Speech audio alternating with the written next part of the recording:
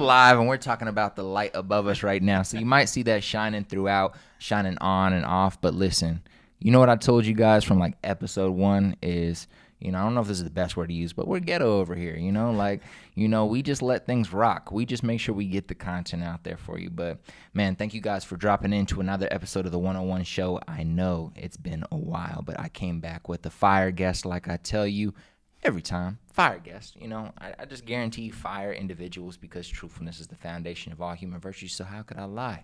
Go ahead and introduce yourself to the people. Hey, thanks, Carlos. My name's Amos King. I'm the CEO and founder of Binary Noggin. Founded it with my wife as a side gig in 2007. 2013, I decided to go with it full time. No loans, no investors, nothing, and started a company, and we build software products for people all over the world, from small two-person startups to we've had Toyota, Ford, Schneider Electric as clients, all word of mouth. I still don't know how to sell, so hopefully we don't talk about that today. I love it. No, I think what I'm trying to learn how to do is what you're doing, which is like just develop a quality product or a quality service and just learn how to get referrals by just being an awesome person instead of relying 100% on sales and cold calls and cold emails and all that good stuff. But I mean, it's just, to me, it's all about loving people, right? And you said honesty, and that's like the biggest thing. I was in the Air Force for 13 years, and there was the three virtues, or service before self, excellence in all we do, and now I'm blanking out. Oh, whatever. But the other one is basically honesty. I was like, the third one is now you're blanking out. Yeah. What is that? And I've definitely believed that. And I work in the technology field, but technology is not about a computer. It's not about your phone. It's about people. It's for people. It's by people. And if you always keep that in mind and you are always honest with your customers, you get fantastic referrals. And that's how you go from like working with some small group of people to somebody finds out at Toyota and one day gives you a call and says, hey, why don't you come do some work for us? And you're like, what, Toyota? Why are you calling me? I love that. Well, let's start from the beginning, man. Like when you're 4, 5, 6 years old, where are you living? What's life look like for you? What are you expecting to be when you grow up? Like, let's just think back to whatever year that was. We won't expose you on camera. Don't worry. So, let's see, 4 and 5. I grew up in a little town, for the most part, in central Illinois called Carlinville. It's about 60 miles north of St. Louis.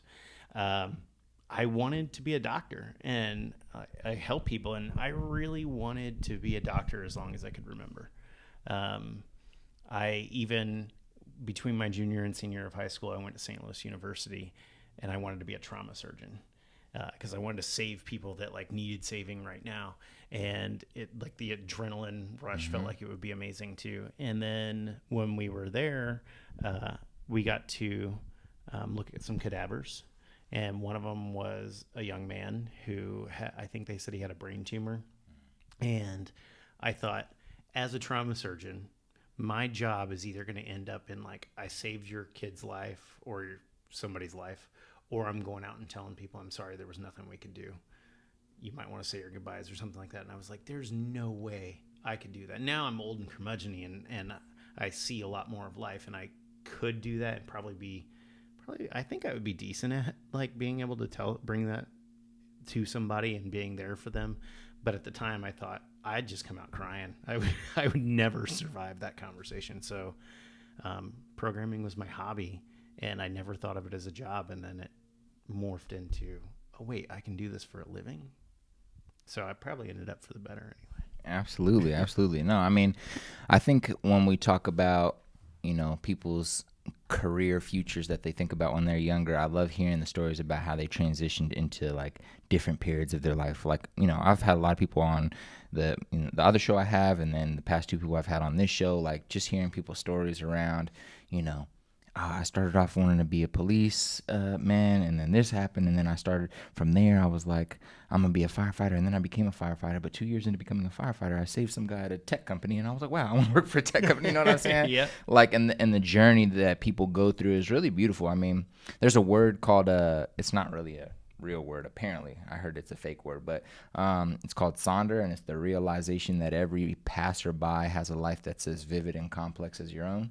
And it's just something I think about when I walk past thousands and thousands of people. We were talking about before the show, both of us living in California and LA, seeing hundreds of different cultures and types of people, old, young, rich, poor, like from all over the world. And, you know, you've mentioned, and we'll dive into it, you've been to some conferences in this, you know, in the tech space and the software space. And I'm sure you meet a lot of different people there. So it's just like thinking like, man, you went through a journey to get to this moment. Even like 20-year-olds, you know what I'm saying? 19-year-olds, like all these kids and grown adults have amazing stories. So I love to hear I loved hearing a little bit about how that thought process transitioned. So, Slew, where did you, you know, think you were going to go to college once you graduated high school? And did you go to college? I guess I should start there. And when you graduated high school, were you like, you know, since St. Louis was nearby, were you like, St. Louis? Or were you going to be like, I'm going to go somewhere else? Yeah, I wasn't really sure. Like, so that program that I went to was for kids whose parents had never been to college, so that they could get a little bit of college experience, and they like figured out what you wanted to do, and then they tried to put you in a program for the summer where you did that. It was supposed to give you the college experience, but then they were like, you can only be 10 feet from the building in this area and don't talk to girls. And like, I was like, this is not anything like college. And then when I got back home and was like, I don't want to be a doctor anymore, I started looking, and I kind of just applied at a lot of places. I had a cousin who had graduated from University of Missouri-Rolla, now Missouri S&T. So I applied there. I applied at U of I, MIT, because why not? And when it came down to it, like I went up to U of I and saw, I used to be in a program called JETS, which is Junior Engineering Technical Society, and you go around and you take college exams as like a competition. Oh, wow. It's weird. It's weird. That's wild. But we got to go to Good U of I. preparation, though. It was really strange. It was fun, though. You had to team score, and then you also had individual scores. And we went to state, and it was at U of I, and I got to see a calc class there. And they just had a ton of people. I don't know how many people were in that classroom, but it was massive. And then down at Rolla, there were like 10 people in the classroom, or 15.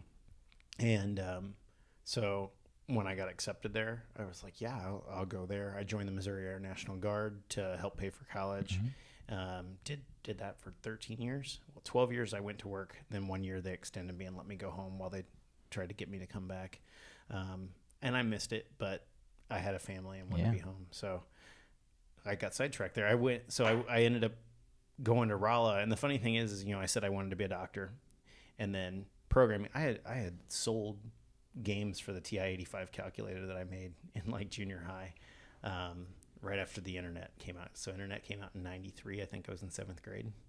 And I started being able to look up like how to program things. And so I made games for my calculator.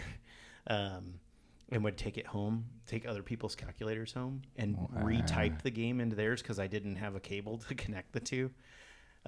So it was my hobby, but even after the doctor thing, I didn't immediately jump into computer science. When I was going to go to Rolla, I was like, I want to be a civil engineer. I want to be structural, and I want to build roller coasters. How awesome would it be to build roller coasters?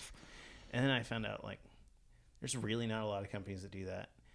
Most civil engineers like worry about streets and drainage and all of that. And I was like, man, I don't want to do that at all. I never want to get stuck in that job. And at the same time, I was still like programming and learning about computer science and that JETS thing that I talked about. They had a computer science test. We had no computer science classes at my school, and I got second place in state because I was just that into it. And I had an amazing geometry teacher. Mr. Genta was his name. Shout out to you, Mr. Genta. He's awesome. His son is in the Navy and doing some really cool stuff there. I love it. But his son was my age. That's the only reason I know. But I gravitated toward that. And by the time I actually started school, I switched majors before school even started. And then I failed almost every class my first semester except for the computer classes. So why? Well, there were two parts to that. One's going to sound like an excuse, and it's not. I went in to sign up for classes, and I thought, I went to school like 7 or 8 hours a day in high school. Plus I had an evening job. Like, I'm going to kill this. So I signed up for like 22 credit hours my first semester. The advisor was like, are you sure you want to take that many? And I was like, yeah, why? I got was this. like, I went to, I was in school 8 hours a day. Like, this is not a big deal. And he's like, okay. He just signed off. He never he never told me this is going to be harder than that. I did okay up until midterms, but I also like never missed a party. And really, I also skipped a lot of classes. And the times that I did go to class was usually when I was up all night the night before, because then I felt guilty if I didn't go. Right. So then I was not effective anyway. I was in calculus 2, and I walked into the final that first semester, and I had tied a noose and hung it around my neck. And the teacher saw it, and he just started laughing. He's like, yeah, probably. like, yeah, your grades were not good. Yeah, I know. I love it. I love every it. semester after that, my grades went up. I really, I learned from that. I kind of got a little bit out of my system. Yeah. And locked in. And yeah, locked in, got it done. I love it. I love it. It took me a while because I was military and I was back and forth. So I was in college 99, 2006, and was gone for a couple years for the military in the middle. Oh, wow. And we're going to rewind to that, but I want to make sure we touch on something. So 1993, internet comes out. You're in 7th grade. Like, talk a little bit more. We talked about before the show that we both listened to a lot of podcasts in our lifetime. In the lifetime of podcasts, we've listened to a lot of podcasts. That's Maybe right. That's a better way to say I don't it. listen to them hardly at all anymore. I don't drive anymore. So. Well, good. Relax. Company, settle down, But how does one get, like, introduced to that, especially that early on? Now, like, for example, I'm 25. I'm seeing on Twitter all day long, like, this is how you become wealthy, either code, media, or this, like, or, this is how you can leverage, this is a skill that's going to be powerful for the rest of your life. If you go into, code, or if you go into software engineering, you understand how to build things through, like, with computers, like, this is the way to go. So for me, I'm like, it makes sense when my friends are like going into computer comp sci at school and or are in. I'm not surprised when a 16-year-old's like, oh, I'm learning how to code. Like, it's not surprising to me. I'm like, okay, that makes sense. So back then, like, what triggered your brain? How did you even know that you could build something like using a computer or a calculator? Which, side note, ladies and gentlemen, I remember a few kids in high school and middle school doing that, and I didn't know that was, building or like in the space of, manipulating computers, right? I was just like, oh, this kid's just doing some weird shit on my calculator. Like, but that's crazy. Those kids were like low-key smart. I just thought they were crazy. Nintendo? Man. I wanted to, that's how it started, games. I wanted to build games. Now I'm not interested in building games. I wasn't by the time I got out of college. It was like, I have no care about building a video game. But that is what got me into it. And then there were these games online, like the original MMOs called MUDs. It was multi-user dungeon, and it was text only. So that taught me to type really fast, because you have to type fast because there's other people in there, and you're like trying to fight with them and everything else. And then I was like, I want to build one of these. It's not got graphics. I can probably learn how to do that. So I just started exploring around on my computer, not really on the internet a whole lot. At the time, you still had the computer that would dial in. It would make dong dong, and then make a bunch of noise when it connected. And was that annoying back then, or was it just something you guys were used to? It's just something that that's hilarious. Because when I hear it now, I'm just like, it was only when it connected, and then it was done. Okay, got you. But when I first got the internet, like, we had to call a long distance phone number to get on the internet, and then that got cut down real quick. So at that point, I had no internet.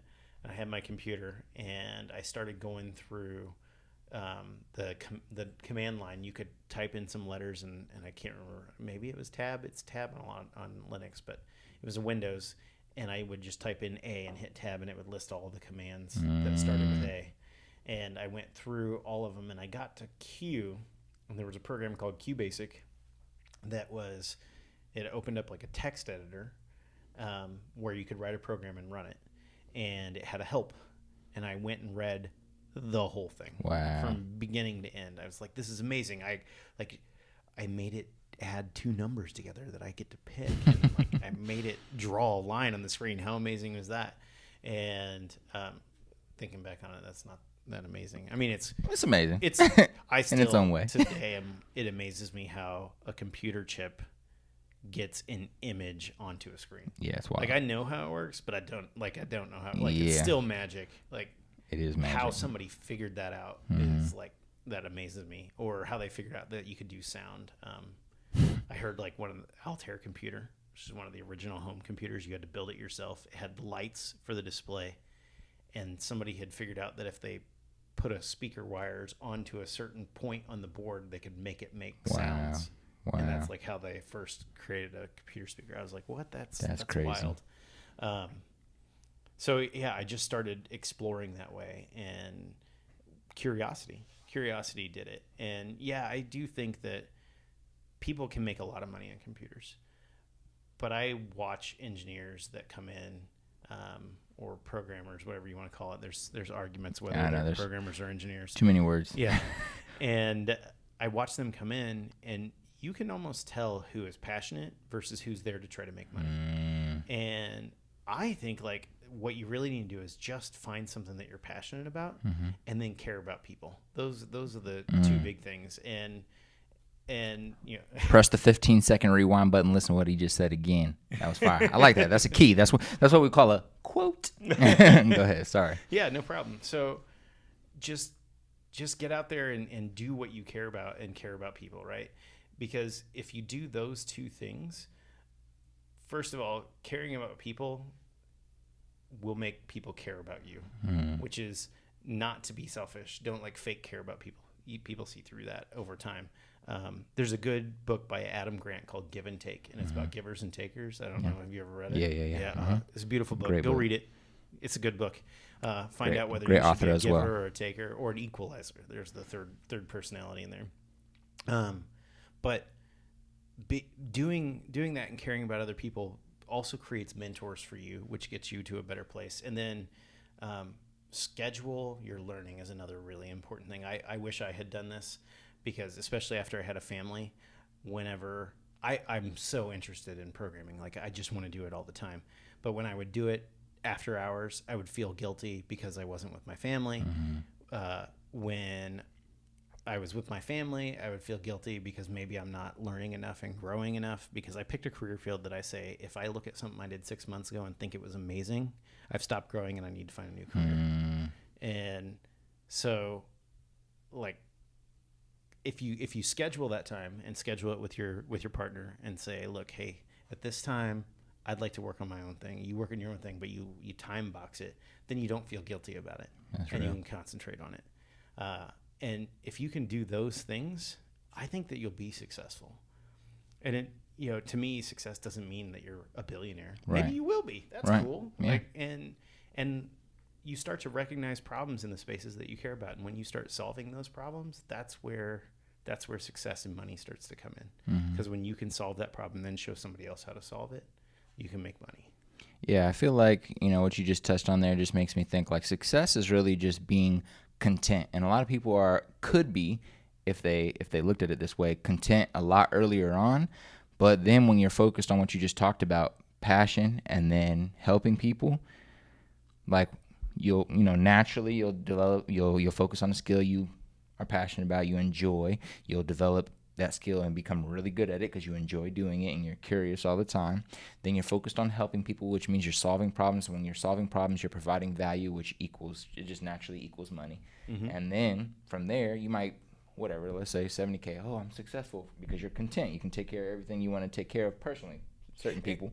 Content in that specific area of your life, right? Because that seeing problems takes a little bit of discomfort and not content. That drive to learn more has to be like there's a little bit of, if I don't know more, I'm not content. So you got to have that too, because it took me a long time, because I don't invent things very often, because I am very content. I can live with the most arduous task forever and not even thinking anything about it. I'm just like, whatever, I'm going about my life. That's why I build software for other people, is because I love solving those problems, but they bring me the ideas, and then I'm like, okay, let's solve that together. I like that. That's interesting. Because I'm not an interesting idea point of view. I love that.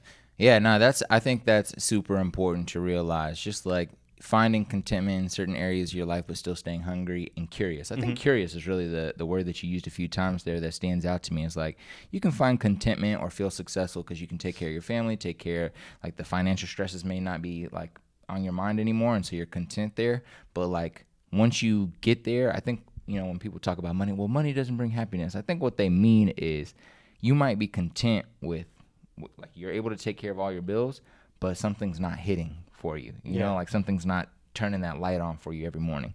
And that's because you started to not be curious anymore.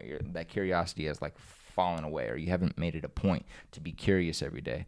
And so I think like, you might hit 100,000 and be like, oh, I'm good. But if that was your only goal, you're going to find out that you're not happy really soon. And that's because that you're content there. Awesome. You hit a goal, but it's just a milestone. Now you got to stay curious in other areas to keep trying to make people happy. But we could dive in and further on that even more. But I love that. So, you talked about curiosity. You talked about all the things that you were doing when you were younger to like kind of learn about building. I'm just going to use that as the general term. Yeah, that's good. About building. But who maybe stood out to you as an individual that, really inspired you or kind of has helped along your pathway of like guiding you where to go? I mean, I guess the easy way to say is like, who is a major role model growing up or even today? Oh man, there's so many. I'm always looking for role models and mentors.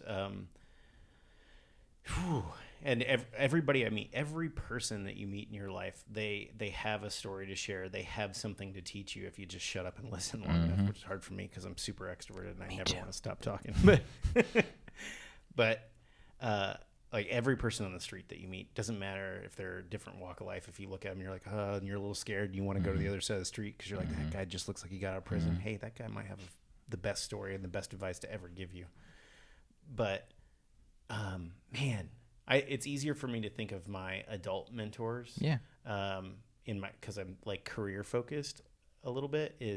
There was a person that I worked with in St. Louis named Oliver Farini. I've told him before. He had a major impact on how to be professional at work and how to care about the technology and actually how I approached building something mattered. It wasn't just that I got the job done, but how I approached it, how I dealt with people, how I talked to people. And he really gave me a lot of good feedback there. Even got me a raise one time. I went and talked to the company about needing some more money. I had to replace my car. I was driving 100 miles each way to work. And they were like, well, in 3 or 4 months. And I got back and I was crashing at his place that night. And he's like, you need to email them right now. And you need to talk to them again because it's not about that. Why do you need a raise? I was like, because I want to keep working here, and I can't afford to keep doing this at that current price. And he's like, that's what you need to tell them. Go back and talk to them. Be honest and open. Don't just ask for a raise, but tell them why. Tell them what you need. So I had a meeting the next day, and they gave me a pretty good bump. I was like, I think I went from 78 to 90,000 just for that honest, open conversation, and worked there much longer. Yeah. So Oliver was amazing. Nate Mackey, who was CTO of Asynchronous Solutions in St. Louis, now works at Worldwide Technologies. The way that he treated people, the way that he let teams grow themselves, and he like put smart people together and then let them roll. And I do remember, and I use this in my company, is my policy on everything is don't make me write a policy. I once heard him say that. Like there was somebody came in with a shirt that had some cuss words on it, and we had like a whole meeting in the morning. And at the end of the meeting, he went up to that guy and he said, "Hey, my only dress code is don't make me write a dress code." And the guy's like, "What are you talking about?" And he pointed at a shirt, and the guy looked down. And the guy didn't even realize what shirt he had on. He's like, "I'm sorry, I'm gonna go change it." Luckily, he lived like 2 blocks away, but so that he was a big impact locally. Since I moved here, I met somebody named Sean Cribbs. Sean is he's a thinker as far as I know. I don't know if he'll agree with me, but he thinks about everything, and I love to listen to how he thinks about software. and how to approach problems. I've joked around with somebody else that I know that also respects him quite a bit about how we would do a meetup called the Sean Cribbs meetup, where we just hand Sean a problem and then listen to him think out loud about it. Would be brilliant. So he's like a calm and mellow guy, and just that is fantastic. My wife is also my mentor. She grounds me. We've been married, don't mess this up, Amos, 17 years. Kelly, right? Kelly. Yeah. Kelly, I want you to comment under this video and confirm whether that was true or not, just so I can have the laughter at home if he was wrong. She's amazing. She's my best friend. She tells me how she sees it. She doesn't hold anything back, I don't think. Maybe she does. If she does, it's probably good. But she makes me want to be a better person, and she encourages me in outside of technology and in the company. Like, I like taking care of people, but I'm also, my brain wants to solve all the tech problems. So sometimes I'm like, oh, I didn't even know they were upset. And she recognizes things like that. Or she's like, hey, I just saw that conversation you have. We should send them a card. She's like, let's send them a card. Let's send them a t-shirt. Let's take care of people. And she really, all the time. And in our home life too, like, she will do anything for anybody and never ask for anything back, to a point that sometimes it drives me nuts. I'm like, hey, you should charge them some money for that. Like, this is getting ridiculous. And she's like, no, I like doing for other people. And she will bend over backwards for people she barely knows to make sure that they're taken care of. I love that. And I think one thing you just mentioned about her made me think about a book I'm reading right now called Multipliers, I think is the name of the book. I think is the name of the book. And it's just like, great leaders focus on, there's diminishers and there's multipliers. And great leaders focus on like the skills and the talents and uplifting basically the people around them and bringing out like all the great things that they have inside of them, instead of just keeping them out because they take over everything. I guess. Anyways, it just made me think about it. I was like, she's a multiplier. She knows how to like lift people up, serve people, and then bring the best out of them so that they can bring the best out of themselves to the world. So shout out to your wife.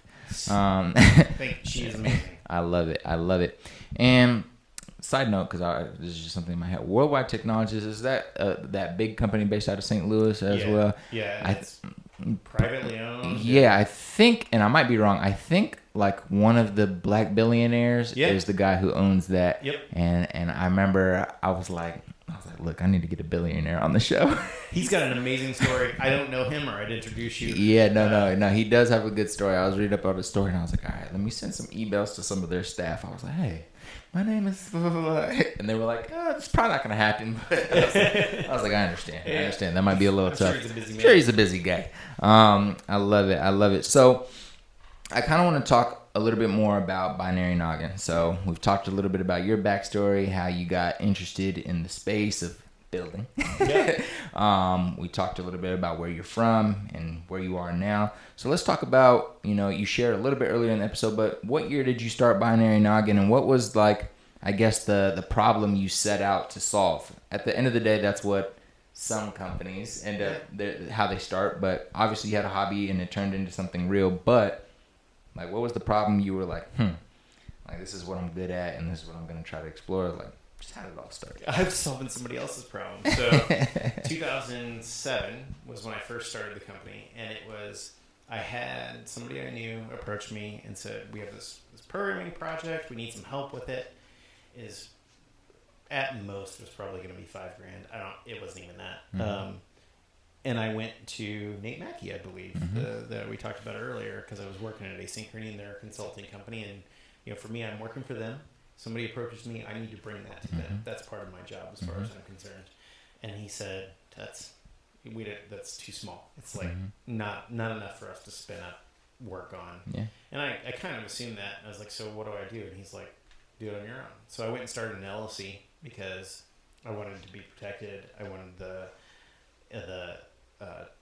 tax stuff that went along with that too. And I went and got a laptop and just did side work, 2007 to 2013, and it was originally called A King Software Development Consulting, which was very much about me, and I did not want that. So 2013, I had been driving 100 miles, sometimes Back 120, since 2006, and I left Asynchrony so that I could work remote. I found a company that said you can work remote except for 1 day a month, so I only had to do that 100-mile drive 1 day a month. Worked for them 6 months, and the people that own it, I love them to death, but I was restless. And a past client from Asynchrony, one of their employees had left them and was at a new company. He was a product owner, and he found out I had left, and I had run his project when he was an Asynchrony client. And so he calls me and he's like, "I'm not at the same place. I heard you're not at the same place. Come work for me."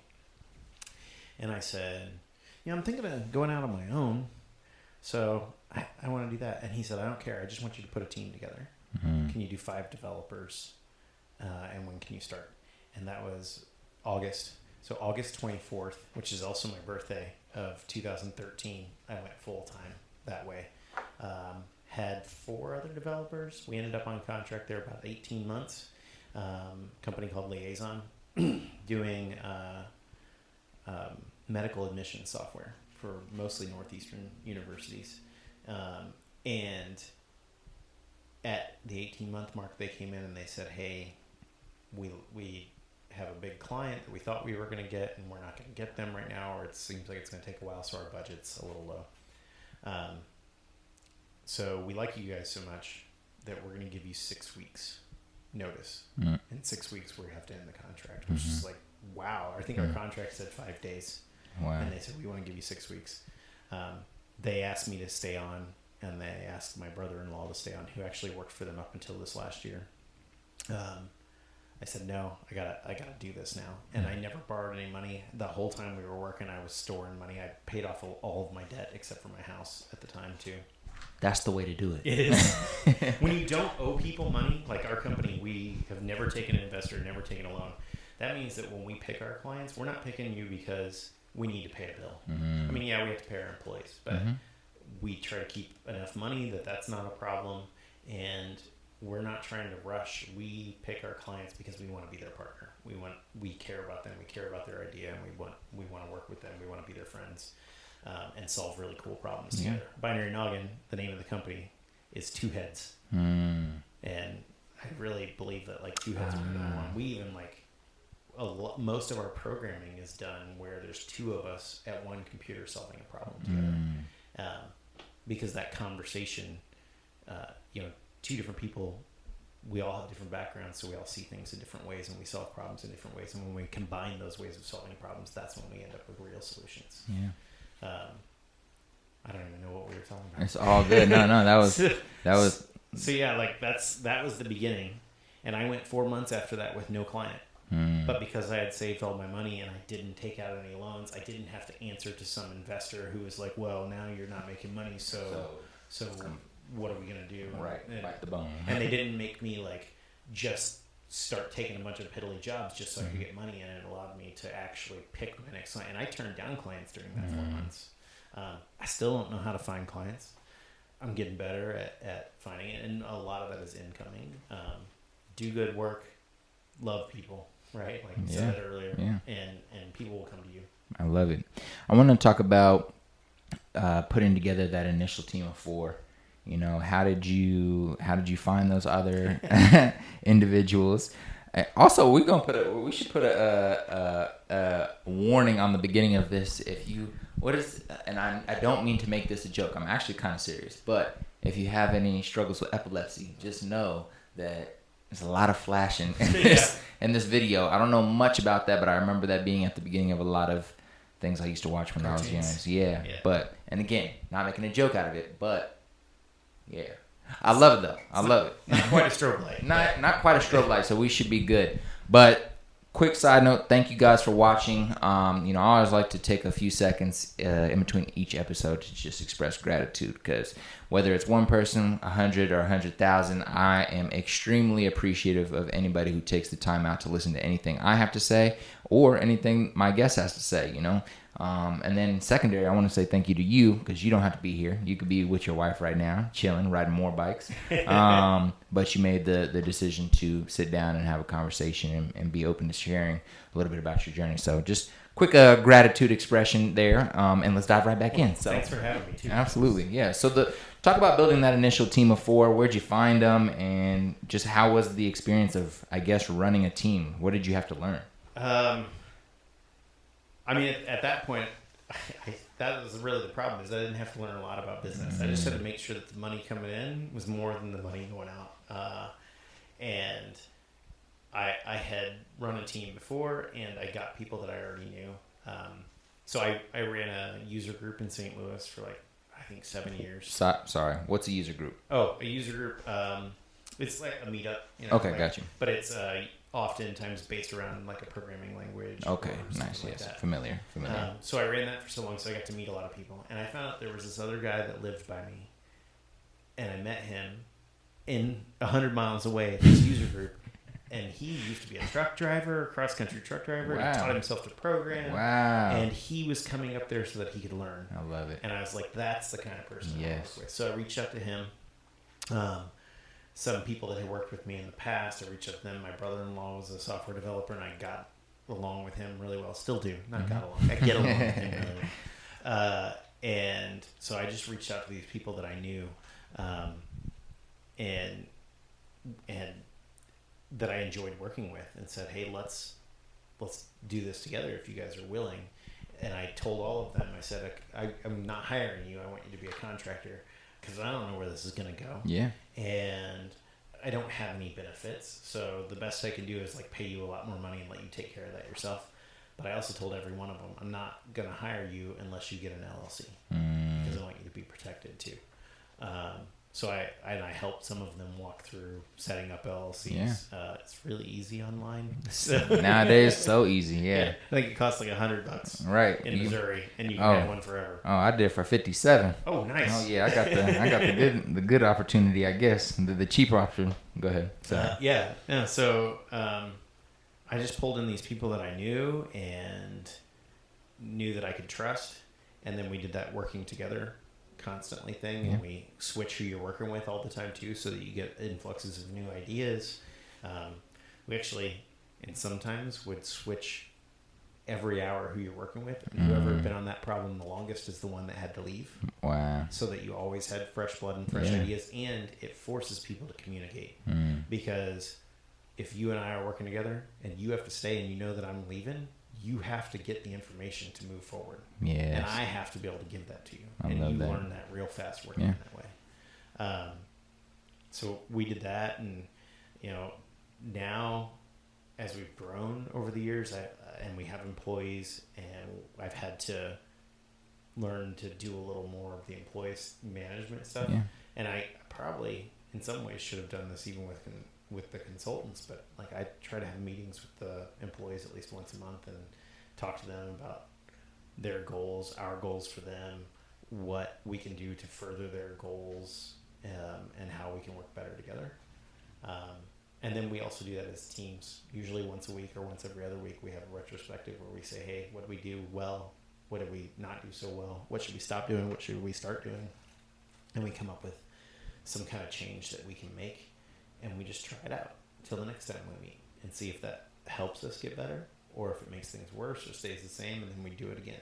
And so it's that constant improvement cycle. I love that. And you shared a few questions there, but just to dial it in a little bit more, what do you think was the most impactful question you've had to ask yourself and your team that's kind of helped you guys foster better relationships with each other as a team, and build that binary noggin culture, And so just think about a question or maybe a mental model that's been extremely impactful in regards to building. Man, I don't know. That's a hard one.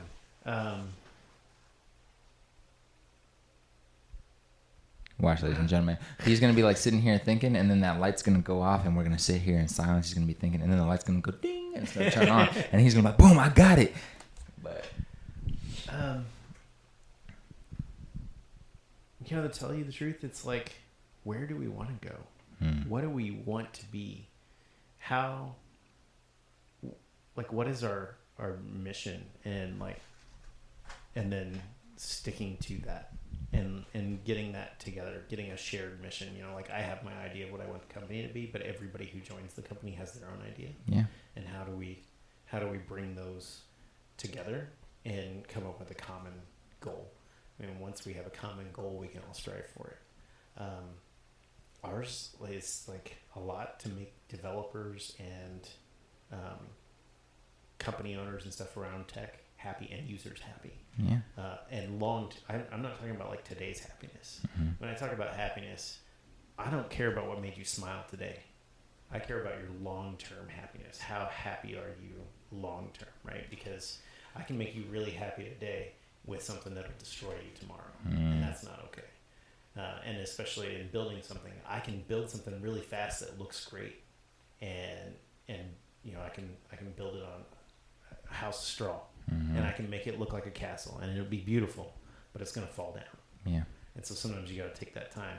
So long-term happiness, we got to build our house out of bricks, right? So sometimes it takes a lot of saying no, right? And figuring out when you can say no, but when you can say no based on that shared goal, right? If it doesn't further that goal, then it's a no.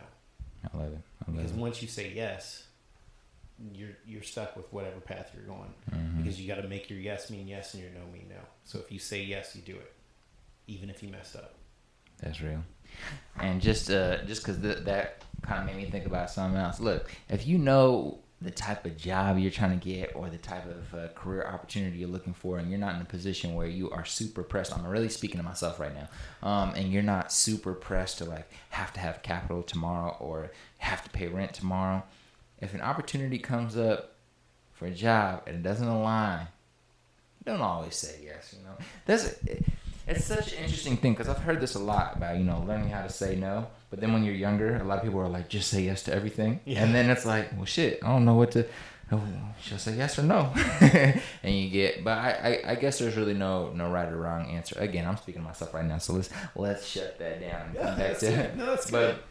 But I love it. What is your guys' current like structure? And so as you've started to bring employees on and or more contractors, how's it ran at Binary Noggin right now? So like in terms of like, okay, this person does this, and then this person reports to this person about what's going on here with this job. You get what I'm saying? Like in terms of the team, how do you guys?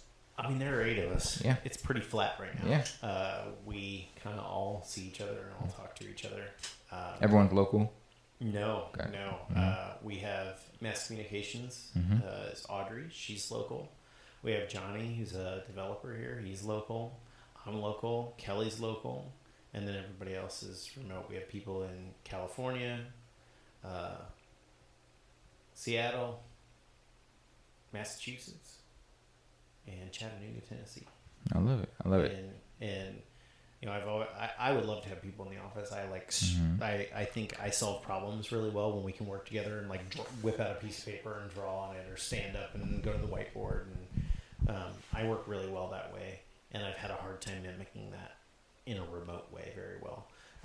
But there are talented people out there, and just because they don't want to live in Kansas City doesn't mean that we should not hire them and work with them, because maybe they're everybody has an impact. Yeah, elaborate on that even more. I only do that just because of what's highly talked about right now across the social platforms. So as a CEO, as a founder, however you'd like to be referred to as. I don't know. And he's like, I don't actually care. Just call me my name. Yeah, I put CEO because somebody told me that. Somebody told you to do it. Yeah, and if you own your own business and you have founder, you get a certain type of people that want to talk to you. If you put CEO there, it's like a completely new game. So let's elaborate on that first. And then I'll jump into the question I was going to ask is just like, what are your further thoughts on the remote, change during pandemic to like remote work, and what have you seen to be some benefits there, or just what are your general thoughts? But let's start on, what do you mean, what's happened when you've changed your title on mine, of course. Titles, I know you don't use it in, are a game. They're a total game.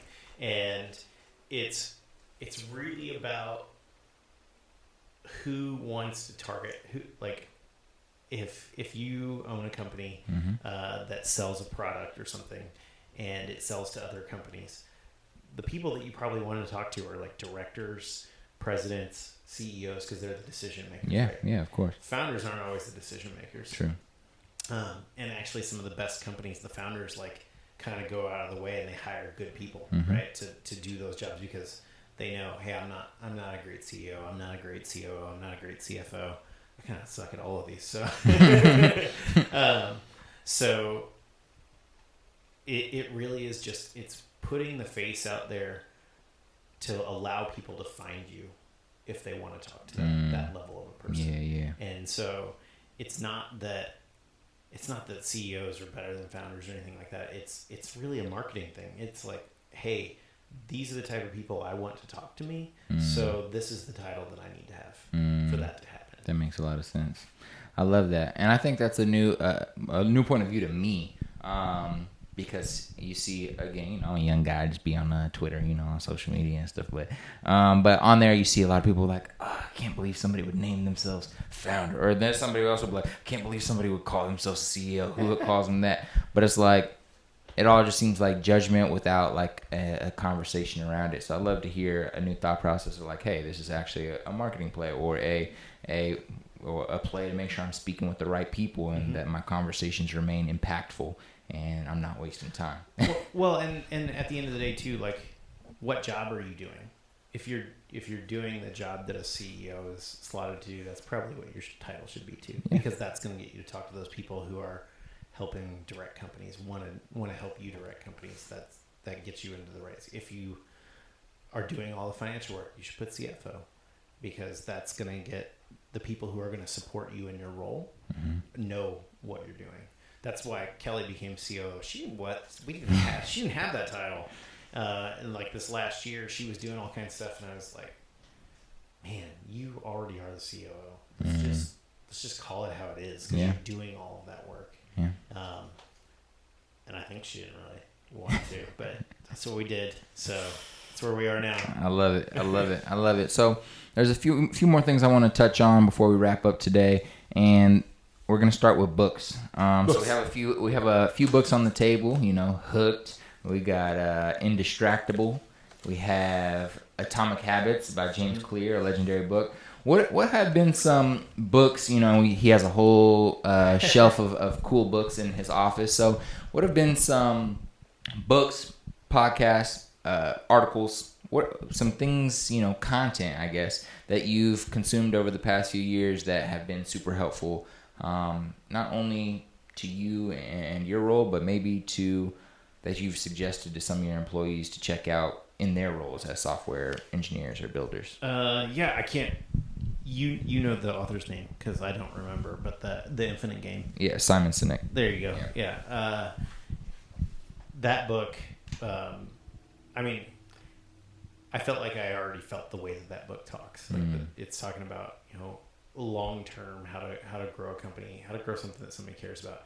And to tell you the truth, I'm not trying to grow a company that lasts 300 years. If it does, wow, that's amazing. But I just want to be impactful. Yeah. And make people happy. And like that book talks about like having that good goal, having a goal that's not let's make some money, but how are we going to change the world? Those companies the big companies that we know about, the ones that have been around for 100 years, they want to change the world, right? What did Henry Ford say?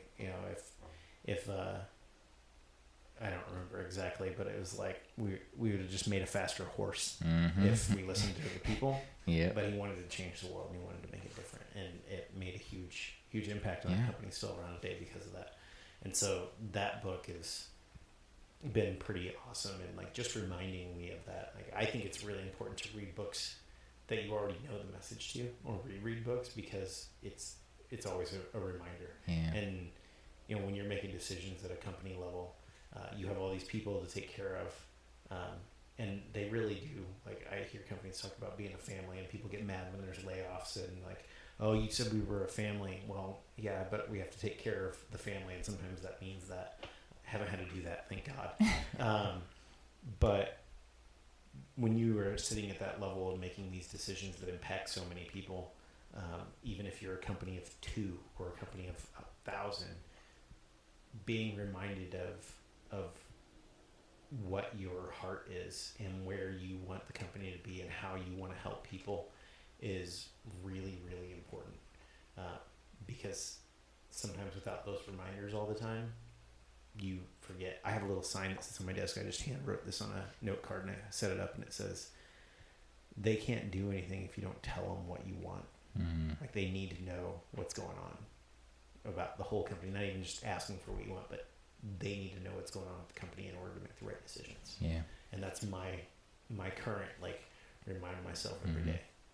So reread books. Some of the good, I'll talk about these real quick. Yeah, of course. Indistractable, Nir Eyal.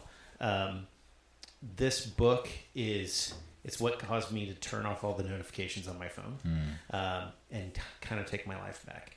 And when I first did it, it made me, probably gave me some anxiety, and I'd like check my phone all the time. And I'm still not great about it, but I control now instead of the beep or that number next to my email, which drove me nuts before. I had to make it go away all the time. Instead of that controlling me, I control it. So now if there's a number next to my email, it's Kelly. There's no other. If I have her marked as important, so if an email comes from her, it actually gives me the number. But all the other emails, not at all. Twitter does not send me any messages, does not alert me. LinkedIn does not alert me. None of them alert me. And I even turned off like that little red number.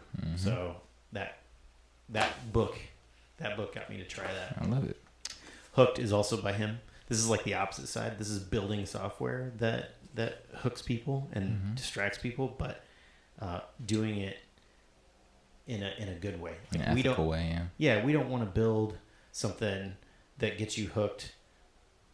I don't know. I wouldn't want to build a video game that's made to get you hooked, even though that's like what you need to do to make money in video games. But I might want to build an app that helps people work out and encourages them to take care of their body, right? Yeah. Then I want them hooked on that. So that was really interesting. And then Atomic Habits. If you haven't heard of this one, just turn the camera off. This is ridiculous. Like, there's nothing in here that is like, oh yeah, like mind blowing. Right. It's all just, again, reminders and practical advice. And it's about building on habits that you already have to make better habits or new habits. And I already have one, and I'll just tell you the one that I started building on is, for many years, every day before I let my feet hit the floor, I wake up, and this is probably not great. I pick up my phone, but the only thing I do when I first pick up my phone is I look through to see whose birthdays do I know about today. I tell every one of them happy birthday. Nice. And then since I was already doing that, that's where I started to attach other habits. I'd say, okay, after I do that, then I'm going to do this. Then I'm going to do this. And still working on that. I love that. Getting Things Done is also a good book. Getting things done is just a good thing. Yeah. I love it. And, I do want to talk a little bit about, the conferences you've gone to, more about just investing in skills and education. How important is that to you? Like, especially as a builder, do you go to a lot of meetups still? Do you talk to a lot of people and figure out how to, utilize a certain software better? Are you investing in, courses or going to conferences a lot? Like, what's your thought process on investing in education as an individual, and then maybe just a piece of advice for young software developers coming up? I think that investing in your growth and your knowledge is one of the most important things you can do. Online courses are great, but your biggest things in life, like we talked about earlier, was like mentors and meeting people and the connections that you make. So really going to those live events, going to conferences, those are where you're going to change your career and change your life, and have the most impact. So go to those, meet people, and let them get to know you. You get to know them. Meetups are fantastic ways to do that if you don't have the budget to travel to these big conferences. And a lot of the conferences, reach out to the organizers, find who it is online, send them a message and say, hey, look, I'm a college student, or I'm looking for my first programming job. And a lot of times they have scholarships, so they'll like let you get to the conference. Sometimes it's completely free. Sometimes they give you huge discounts, but just reach out, because a lot of these organizers, they're organizing these conferences because they want that knowledge shared with everybody too. And the money that they're taking in is just so they can run the thing. A lot of conferences are not big money makers. You can tell when you go to those. Yeah. But get involved with those people that are doing what you want to do. And even if you think you know everything, go there so that you can teach, and you'll be surprised at what you learn from the other people around. I'm going to 3 conferences this fall already that I have lined up. And I'm very extroverted, so it's like the best time of my life. I go the whole week without sleeping, and I'm just all the time. But I always walk out of a conference with something new that I learned, or somebody that I'm like, man, I really want to keep in contact with this person, because they've been impactful on me in some way or another. I love it. It's your last day on Earth. I asked this question on both the other podcast and this podcast. It's your last day on Earth. You've lived to be as long as you've wanted to live. You've been able to do all the great things you wanted to do. You've been able to raise amazing children. You've been able to love your wife. You've been able to do everything you wanted to. But it's your last day, and everything you've done is going with you. No such thing as legacy going forward after this, okay? Great-great-grandkids are sitting at your feet, and they look up to you, and they're like, great-great-grandpa, can you give me one piece of advice on how to live a good life? What are you going to tell them? Probably love people. That's it, because I would say be curious is something, but love people, because even if you're not curious or anything else, if you just care about your fellow human, and you'll be happier. I love it forever. I love it. Please plug the people on where they can find you, how they can support you. If we do happen to have any awesome companies watching, listening right now and want to work with you, how can people find you? How can they follow your journey? And then anything else you'd like to plug before we sign out? Yeah, so you can find us online at Binary, Binary, Noggin, Noggin.com. We're on Twitter and Instagram. You can find all of that on our website. There's a contact us form on the website. We love building software. We love solving problems. And sometimes we just put our heads together and talk to clients, and we don't build stuff for them, but they're building their own thing and they want some advice. That's a fantastic thing to do. We are looking for clients right now, so reach out. It would be amazing. In the last year, or a year and a half, we had 2 past customers ring the bell at the New York Stock Exchange. Love it. And that takes a lot of work on their part, so I can't take all the credit, but I like to say that I had an impact there. Yes, of we course. had an impact there. So just bring us your problem, and if we can't help you solve it, we want to get you to where you need to be, and we'll try to find referrals. We'll try to find the right people to solve your problems and pass you off to them. I love it. Ladies and gentlemen, this is episode 3 of the 101 show. Stick with us as we move forward here with Amos King, Carla Stutzer. Thank you guys for your time today. Salud.